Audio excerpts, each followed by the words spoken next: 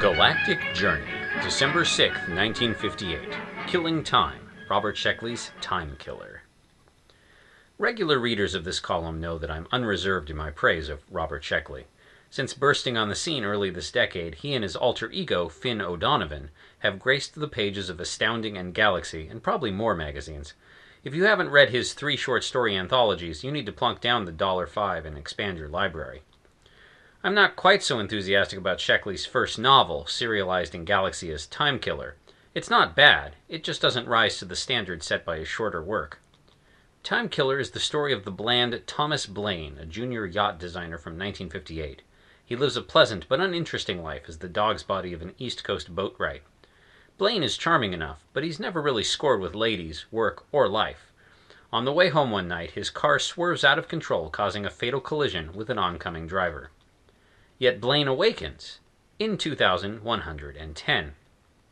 It turns out that sometime in between Blaine's death and rebirth, it is discovered that each person has a soul distinct from his or her body, and about 1 in 10,000 make it through the death trauma with the soul intact. The soul hovers about in a transition between here and the hereafter, occasionally wreaking havoc on Earth, hence the stories of ghosts and poltergeists. Not long after the discovery that one's persona survives death, a company is founded to ensure that everyone with enough cash on hand can safely navigate death and journey to the hereafter. The company is fittingly called Immortality, Inc. Unfortunately, the work of this company has played havoc with the world's religions, who are staunchly against Immortality, Inc. This is why they tried to save the soul of a 1958 religious leader who could serve as a spokesman for the company after his resurrection. Unfortunately for Immortality, Inc., they got Blaine instead. I commented in an earlier piece that science fiction authors tend to incorporate only 1 or 2 truly revolutionary changes into their stories, either for fear of alienating their audiences or for inability to envision more, or both.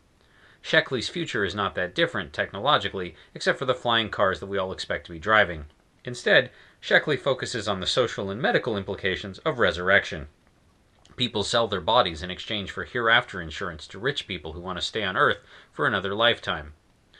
Others transplant their souls to other bodies for kicks or for more nefarious purposes.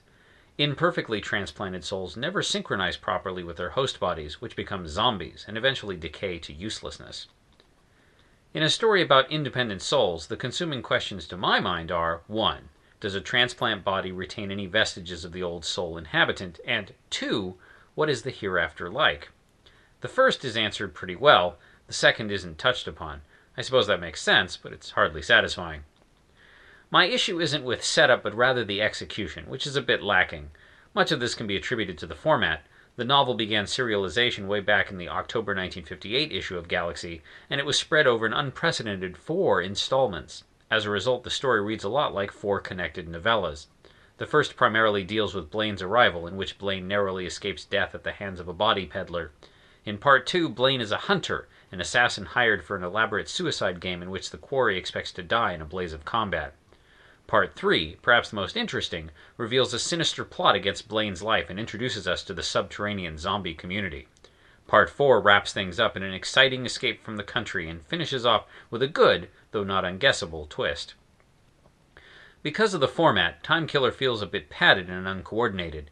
I had a similar problem with Heinlein's latest serial, Have Spacesuit Will Travel. Part 2 of that novel was largely filled with an exciting but rather pointless escape attempt that ended in frustration. The characters in Timekiller aren't terribly exciting either. Most prominent besides Blaine is Marie Thorne, the scientist in charge of Blaine's recovery. She ends up largely a love interest. The rest of the cast is largely forgettable, though I did like Ray Melhill, a fellow target of the aforementioned body peddler, who provides Blaine a lot of assistance despite being dead most of the story. Smith, a zombie, probably has the most interesting story to tell, and his thread runs from beginning to end.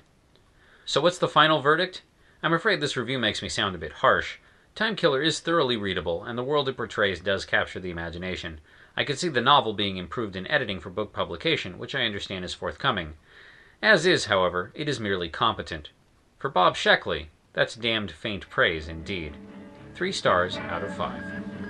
The original written article, linked stories, and images can be found at galacticjourney.org by Gideon Marcus.